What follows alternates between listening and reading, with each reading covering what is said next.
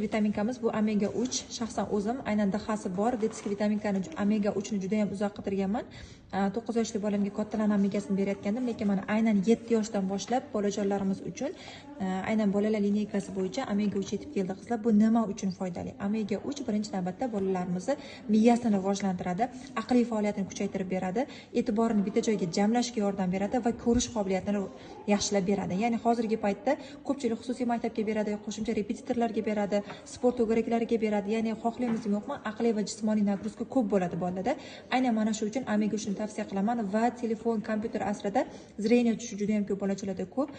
Aynan mana shu uchun miya faoliyatini rivojlantirib berish uchun omega 3 ni maktab yoshidan boshlab har bitta bolaga berishni tavsiya qilaman va bu qo'shimcha ravishda homiladorlikka tayyorlanayotgan va emizikli ayollarimiz uchun ham mo'ljallangan dozada eslatib o'taman. Emizikli va homiladorlar uchun ruxsat etilgan birinchi biodobavka bu omega 3 hisoblanadi. Butun O'zbekiston bo'yicha yetkazib berish xizmati mavjud. 290 ming so'm, ichida 60 ta kapsula bo'ladi.